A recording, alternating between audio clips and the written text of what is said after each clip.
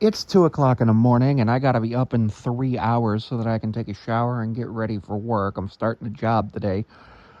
It's a debt collection, so that's gonna be interesting. A lot of paperwork today, I'm sure. So I gotta bring like my ID, my social security card. It's 10 to 7, but because the commute's a long ass time, because I take the bus, it's not gonna be fun. I unfortunately don't have the money to take Uber every day right now, and I don't have the money to purchase a vehicle.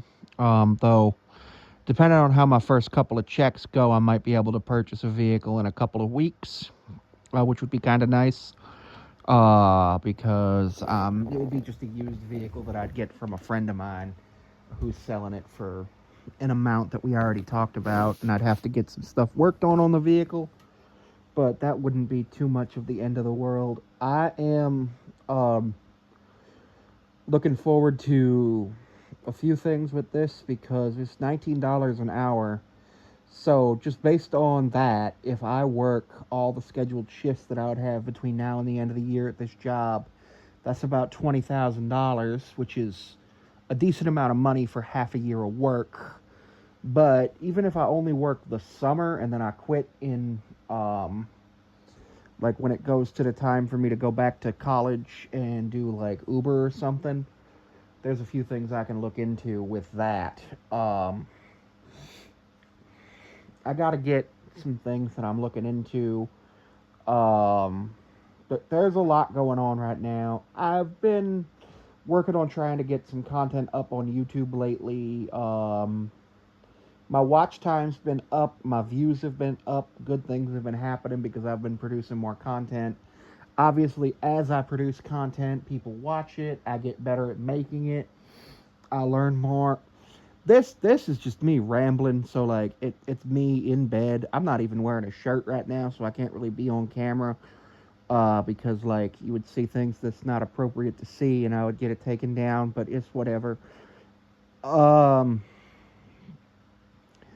I'm still definitely going to try to do at least 2 videos a day. Um, between sports predictions and Mariners recaps, and then try to get something out and try to like bust out a video or two every Friday night to just have extra stuff coming out. But everything's kind of stressful and up in the air. I'm probably gonna vlog while I do this work thing, which will be fun. I'm also trying to lose some weight. I was 323 pounds at the doctor's appointment last month, and when I just weighed myself yesterday night, I was 313. Actually, it was 2 months ago I went to the doctor. I was 313, so that's like 10 pounds down, which I think a lot of that has to do with the fact that I'm drinking way less sugary drinks, way less soda. I'm not eating quite as much, and I'm eating a lot less of the processed food, a lot less going out to eat, which I think is a good thing, and I'm going to try to keep doing that. And I've gotten a little bit more active with like PT happening. I graduated from PT, which is awesome because that means I know what I need to do to make myself feel better when I have some issues, like I did on at the party I went to on the 4th with some back pain, and I knew what I needed to do. And as soon as I got home, first thing I did, I went to the bathroom. Second thing I did was I drank some water because that's part of an important part of keeping my recovery up. And then the third thing I did was I laid on my stomach and did the press ups to relieve some of the pressure on the back, which was really nice and easy. Did about 10 of them, and it was right there. And then I went in and did a few of the other exercises. One of the ones that I do because it really makes me feel a lot better is the sciatic nerve flossing.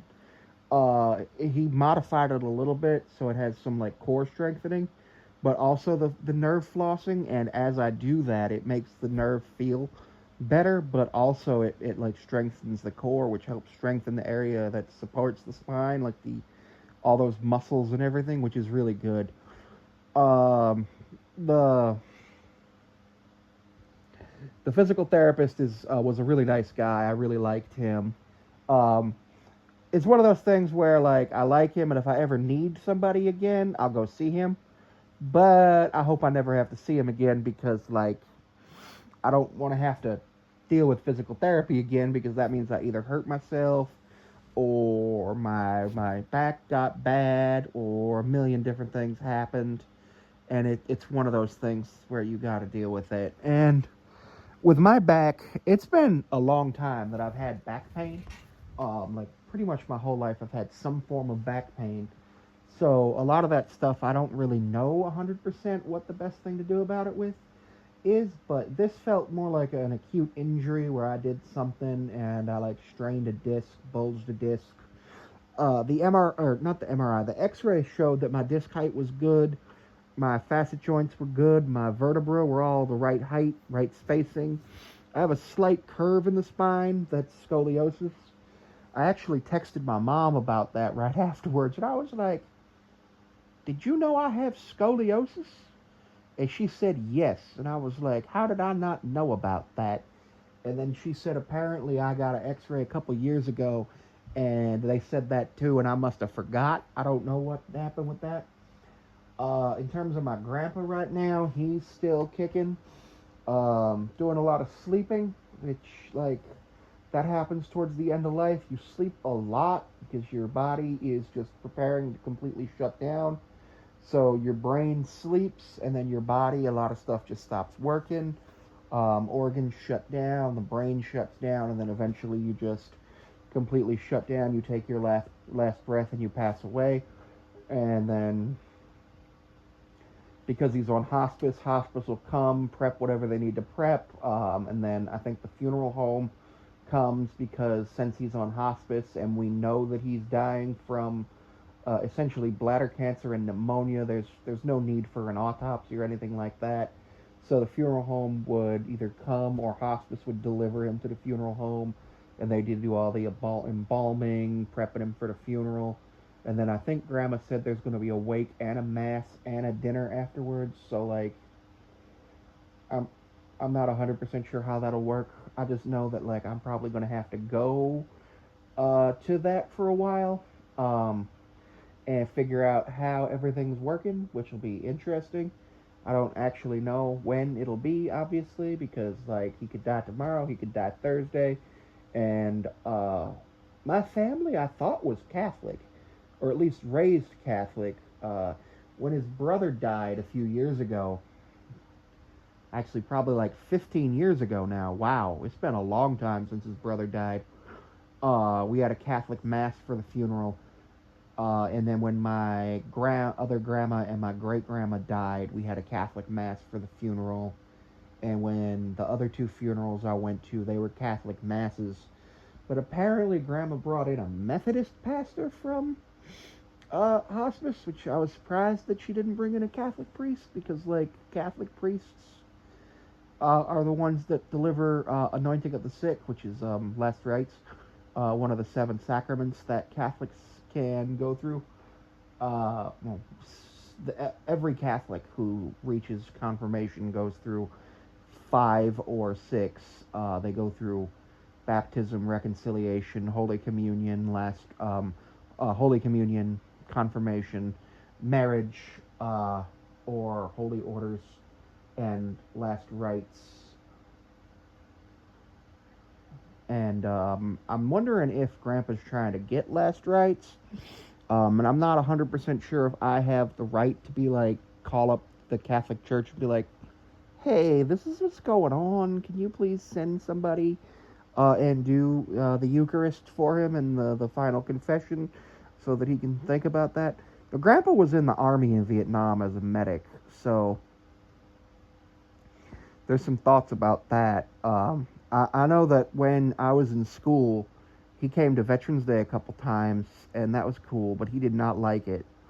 We had an assignment once to talk to somebody who was in the Vietnam War, and that was awful for him. I wish I hadn't done the assignment and been like, yo, I don't know anybody in the Vietnam War. I graduated high school in 2011, so like 2000. Remember, the Vietnam War ended in the 70s. He was in there from I think 68 to 69, and then he had a couple of tours that weren't in Vietnam. Well, not tours of duty, but like the rest of his contract, I guess. He re-upped and stayed stateside in the Army Corps of Engineers, and then did a whole bunch of stuff, which was interesting. I wasn't alive for that, but always interesting. Then he worked at a steel plant. Then after he finished at the steel plant, he worked at the hospital as an electrician. All of those are pretty interesting jobs. I would like to get a job in logistics or data analysis, possibly even like dispatch or freight logistics, maybe even like railroading. Not like, working on the railroad, not like conductor or engineer or anything like that. Although I would not mind being a conductor for Amtrak, but I'm thinking more like train master or yard master, the person who does like the how the train works. I think that would be really cool. This debt collection job isn't really like going to be a permanent job for me. I'm gonna work there until I can find something better, and I don't know what my definition of better is. Better might be like able to accommodate myself better, might be able to commute better, might be pays better, might be closer to my house but doesn't pay as much. Things of that nature. Because like closer to my house but pays $1 an hour less. Uh, but it's only a 20-minute commute as opposed to a 4-hour commute. I'm gonna take that 20-minute commute and lose that 4 times 5, that 20 hours of uncompensated time every week. Because like that's a lot of uncompensated time that I got that I don't want to have to deal with. But it is what it is. Other things I've been doing.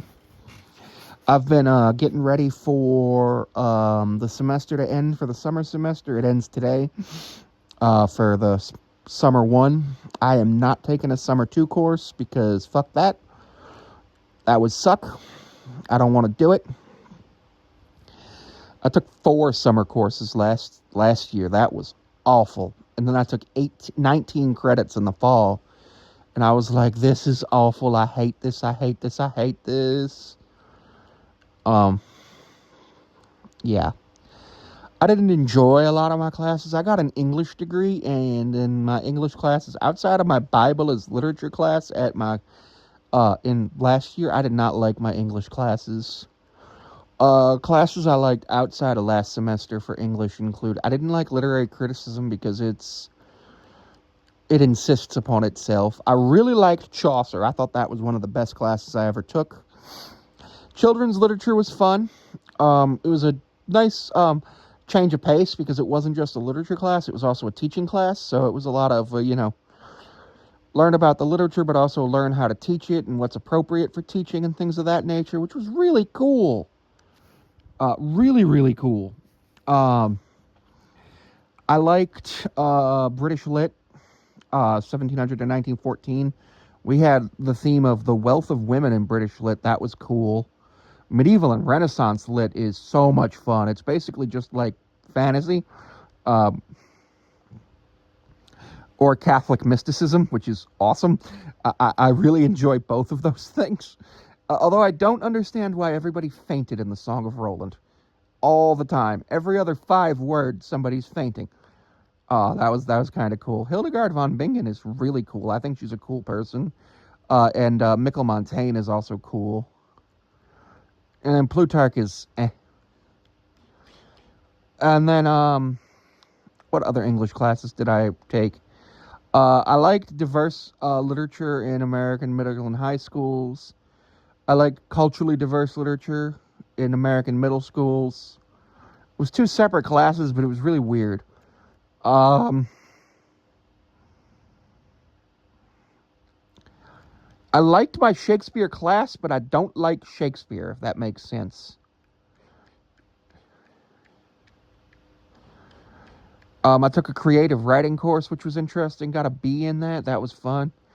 But yeah, anyway, thanks for tuning in. I'm going to try to get some rest, but I don't think that's going to happen. So we'll see how it goes. Hopefully I get some sleep tonight, but we'll see.